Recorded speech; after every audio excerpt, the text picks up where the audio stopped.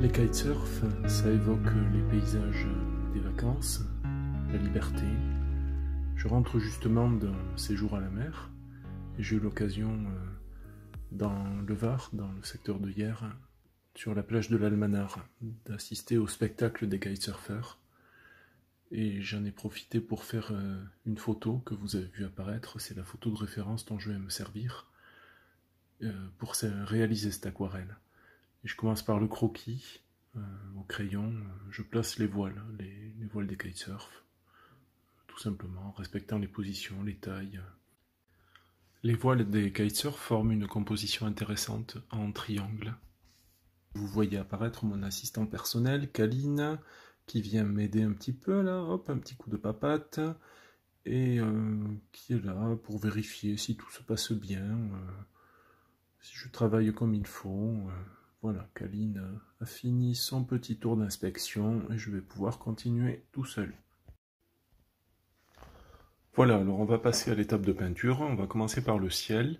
Donc si vous avez bien vu sur la photo de référence, on a un ciel très voilé avec un soleil très pâle. Donc je vais utiliser des couleurs jaune pâle et gris. Là je commence par peindre un rond jaune, un cercle jaune qui figure le soleil, et je veux l'éclaircir au centre, et je me rends compte tout de suite que le retrait là, au pinceau est vraiment très très facile sur ce papier. C'est la première fois que j'utilise ce papier, c'est du Canson Héritage 100% coton en grain torchon. J'ai été très très emballé par ce papier, j'y reviendrai en fin de vidéo. Là, on voit également que sur la connexion entre le gris et le jaune, la fusion des couleurs se fait très très bien. C'est vraiment très agréable. C'est un papier qui reste humide assez longtemps. Donc le travail est vraiment très facile avec. C'est beaucoup plus facile qu'avec du papier en cellulose. Voilà, donc ensuite je passe avec... là je peins la zone jaune pâle qui est au centre bas de l'image. Et ensuite, assez rapidement, je passe avec un pinceau à la vie pour couvrir en gris le reste du ciel. Et puis rapidement les nuages que je vais figurer toujours avec le pinceau à la vie en accentuant, en faisant des ajouts dans l'humide. Et on voit là aussi que le papier se comporte très très bien. Bon, ça gondole un petit peu, mais c'est pas très grave. Et par contre, il n'y a pas du tout d'auréole, c'est vraiment super agréable.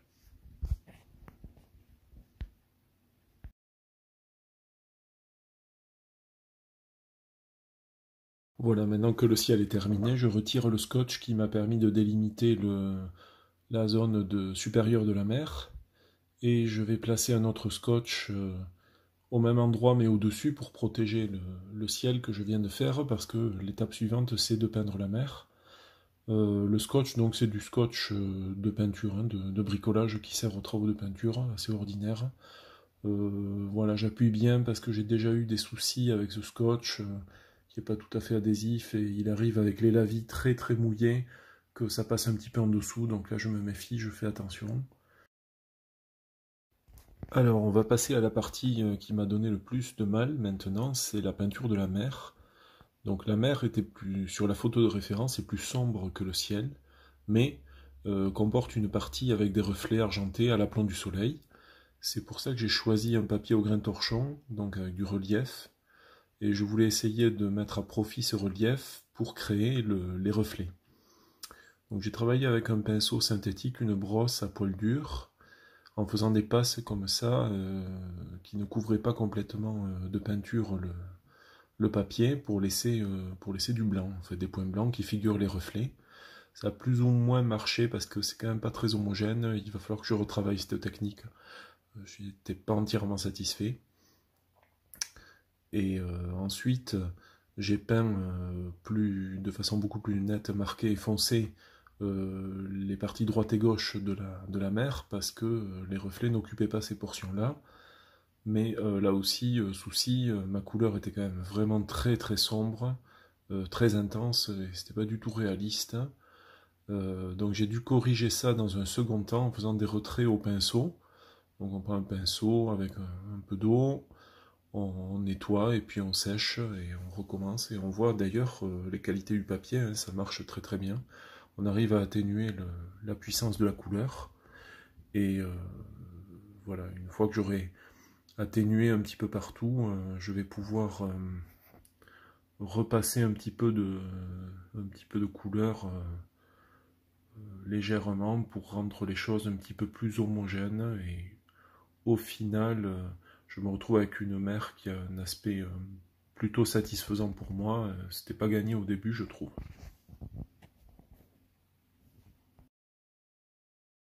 L'étape suivante, c'est la peinture des collines en arrière-plan. Alors autant vous l'avouer tout de suite, je ne suis pas du tout satisfait de la couleur que j'ai employée. Le rendu ne me plaît pas du tout parce que je trouve que la couleur est beaucoup trop échue et trop soutenue. C'est dommage, je pense qu'une couleur un peu plus terne aurait mieux convenu. J'ai peint ma colline de façon uniforme en évitant les silhouettes des voiles de kitesurf. J'ai négligé les bâtiments, les maisons qu'on voyait sur la photo de référence. Ça, c'est la simplification qui est toujours une bonne idée quand on peint d'après photo. Et malheureusement, j'avais oublié de peindre les silhouettes d'arbres là que j'ai commencé à peindre sur l'image. J'aurais dû le faire tout de suite et j'ai attendu, ça avait séché un petit peu, du coup la fusion des couleurs n'a pas été excellente. Ça, c'est une petite erreur.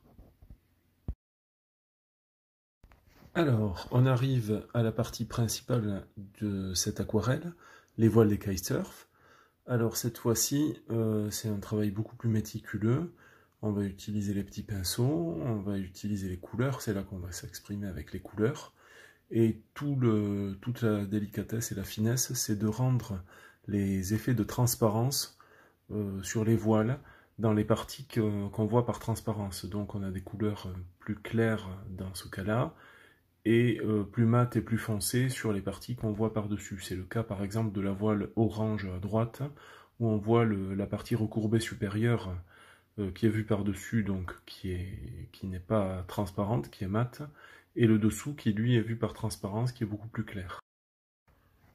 Et nous allons terminer cette aquarelle avec un tout petit pinceau pour faire les petits détails. Souligner un peu quelques traits, quelques éléments sur les voiles des kitesurf, et puis peindre la clôture, la barrière en bois qui est au bord de la plage, et ensuite bien sûr les personnages sous forme de silhouettes, les véliplanchistes, les kitesurfers, les bouées, les bateaux.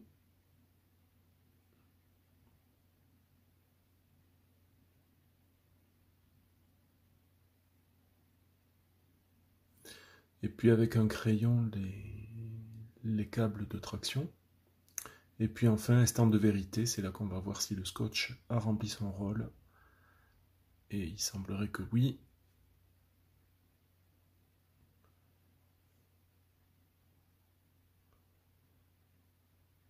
Voilà, c'est bien le cas, on est rassuré. Voilà, je n'ai plus qu'à signer mon œuvre. C'est la première fois que je fais ça sur une de mes aquarelles.